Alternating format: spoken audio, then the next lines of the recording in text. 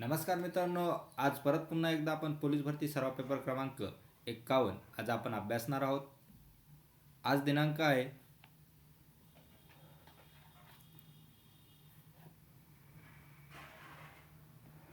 17 September.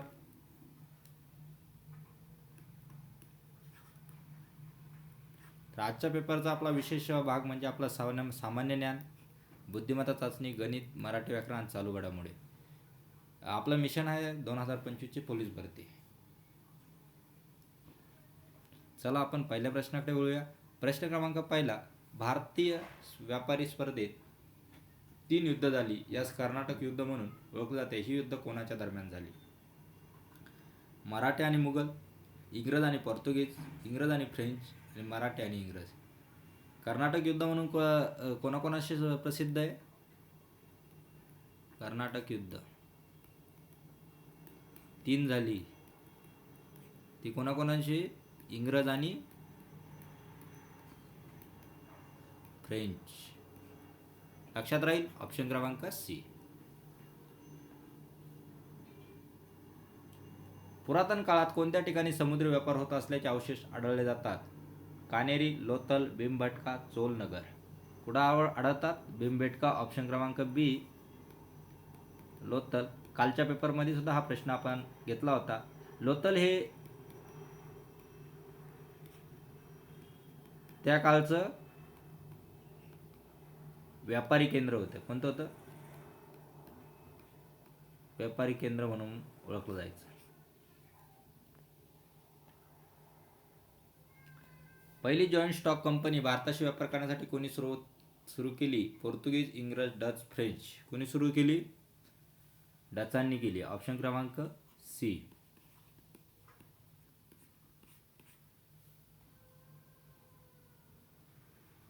East India कंपनीला कोणत्या कराराच्या अंतर्गत बंगाल, बिहार आणि ओरिसा यावर दिवाणी अधिकार मिळाला? सालबाई करार, वडगाव करार, अलाहाबाद करार, अमृतसर करार. ईस्ट इंडियन कंपनीला कोणत्या कराराच्या अंतर्गत दिवाणीचा अधिकार मिळाला? दिवाणीचा अधिकार कोणत्या अंतर्गत मिळाला? अलाहाबाद करार. ऑप्शन क्रमांक सी.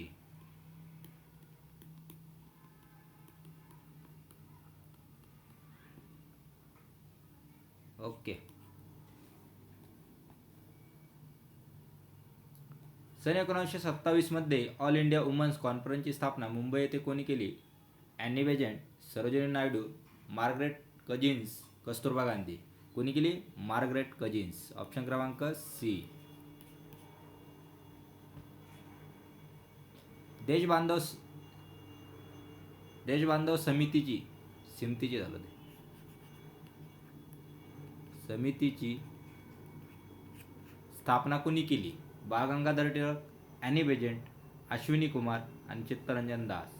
कोणी केली? अश्विनी कुमार दत्त. ऑप्शन क्रमांक सी. अश्विनी कुमार दत्त.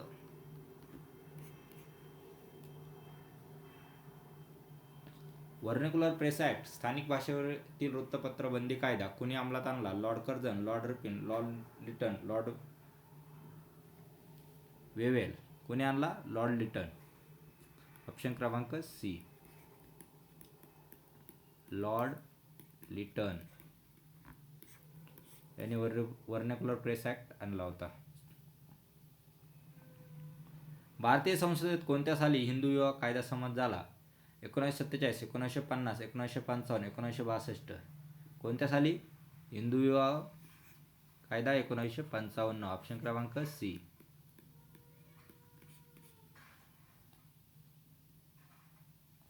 अर्थशास्त्र हे पुस्तक कोणी लिहिले? कालिदास, कौटिल्य, बाणभट्ट म्हणजे चाणक्य आणि पतंजली. कोण लिहिलं? कौटिल्यांनी लिहिलेलं आहे चाणक्य. ऑप्शन क्रमांक बी. चाणक्य. मित्रांनो, तुमच्यासाठी आणखीन एक प्रश्न आहे.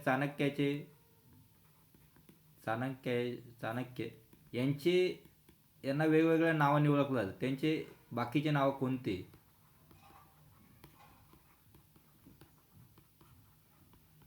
ते मला कमेंटमध्ये कळवा.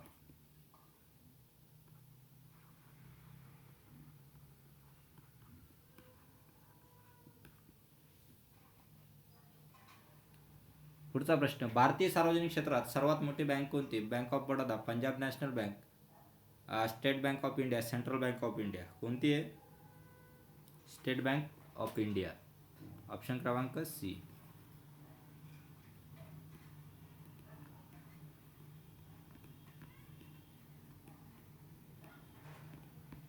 State bank of India.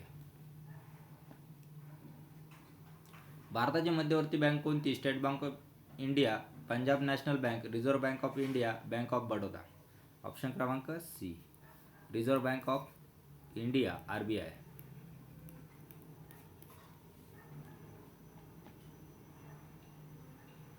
भारतीय रिझर्व्ह बँकचे मुख्यालय कुठे आहे? नवी दिल्ली, कोलकाता, चेन्नई, मुंबई. कुठे आहे रिझर्व्ह बँकेचे? मुंबई. ऑप्शन क्रमांक डी.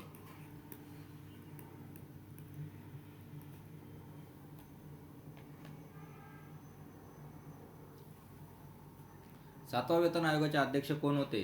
BNC कृष्णा, अचल कुमार जोशी, अशोक कुमार माथुर, यशवंत सिन्हा. कोण होते? अचल कुमार माथुर साहेब. ऑप्शन क्रमांक सी. अशोक कुमार माथुर.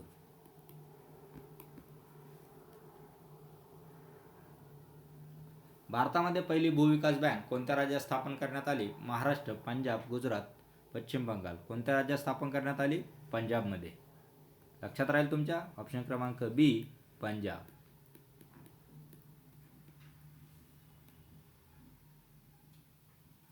एकोणावीस जुलै 1969 रोजी देशातील किती प्रमुख बँकेचे राष्ट्रीयकरण करण्यात आले? 10, 12, 14, 20. किती बँकेचे? 14. ऑप्शन क्रमांक सी. पुढचा प्रश्न पण याच्याच रिलेटेड बनवतो आपण. तर बँकेचे दुसरे राष्ट्रीयकरण कोणत्या वर्षी झाले? 1971, 1975, 1980 आणि 1969. कोणत्या वर्षी झाले? 1971. ऑप्शन क्रमांक ए. आता राहील पहिले 19 जुलै 1969 आणि हे 1971.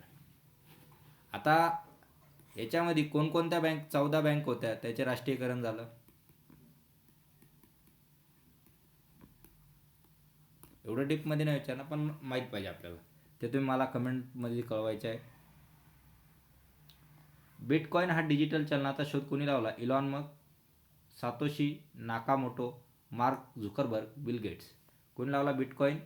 Satoshi Nakamoto. ऑप्शन क्रमांक बी.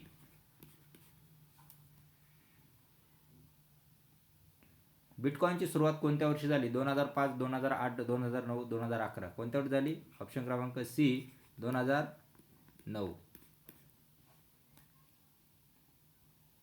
नाबार्ड खालीलपैकी कोणत्या संस्थेला पुरवठा करते?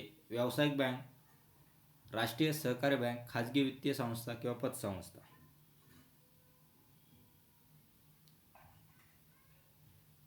कोणत्या बँकेला करते? राष्ट्रीय सहकारी बँक. ऑप्शन क्रमांक बी. आता नाबार्डचं कार्य काय आहे? तर नाबार्डचं कार्य असं आहे की नाबार्ड म्हणजे काय? पहिलं नाबार्ड म्हणजे काय हे माहीत पाहिजे. National bank of agriculture and rural development. त्याचा मुख्य हेतू काय? हे काय? नॅशनल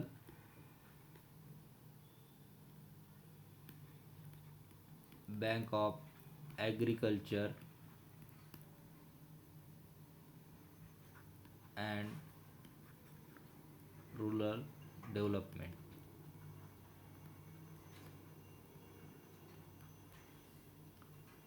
आता मुख्य हेतू काय? मुख्य हेतू काय होता? कृषी आणि ग्रामीण विकासासाठी निधी पुरवणे. बारीक करू.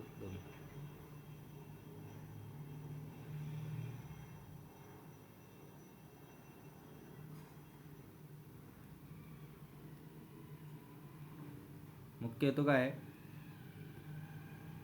ग्रामीण आणि कृषी यांना विकासासाठी निधी पुरवणे.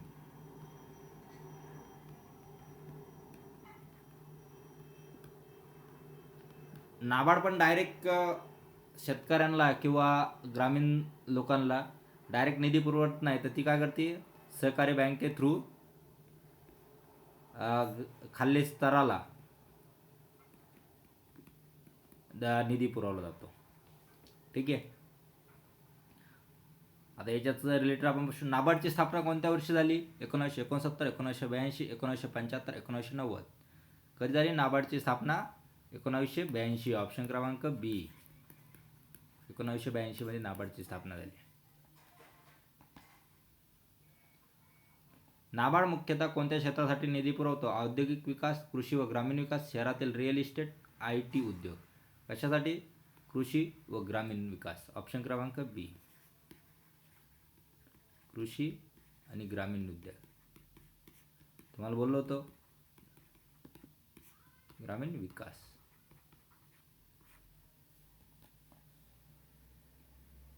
नाबार्ड थेट शेतकऱ्यांना कर्ज देते का? हो, नाही. सहकारी बँका व ग्रामीण बँकाद्वारे देते, फक्त मोठ्या उद्योगांना देते, फक्त सरकारी योजनेसाठी. तर नाबार्ड काय देते? सहकारी बँकांना कर्ज देते आणि शेतकऱ्यांना देत नाही, आणि ते बँकेद्वारे घेतात. ऑप्शन क्रमांक बी हा आपलं एकदम करेक्ट आन्सर असणार आहे. नाबार्डचे मुख्यालय कुठे आहे? मुंबई, नवी दिल्ली, पुणे, बँगलोर. कुठे आहे? नवी दिल्ली. ऑप्शन क्रमांक बी.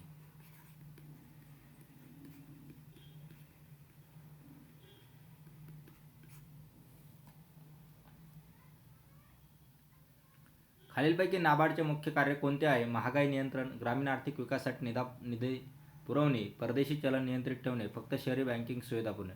काय आहे? नाबार्ड हा ग्रामीण क्षेत्रासाठी, रूरल डेव्हलपमेंट म्हणजे ग्रामीण आर्थिक विकासासाठी निधी पुरवणे. ऑप्शन क्रमांक बी हे तुमचा आन्सर असणार आहे.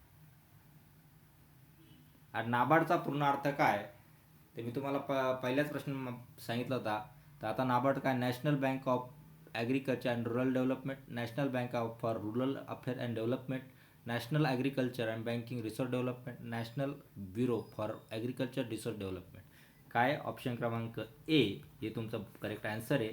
National, N for national, A for agriculture, national bank for agriculture rural and development. Okay. National तसं नाही.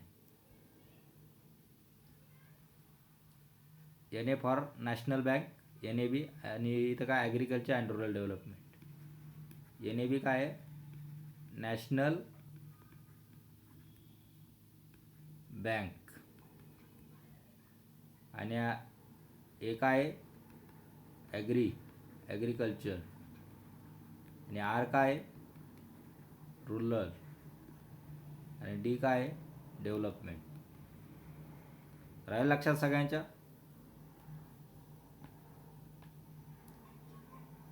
अशा प्रकारे आजचा पेपर आपला संपलेला आहे.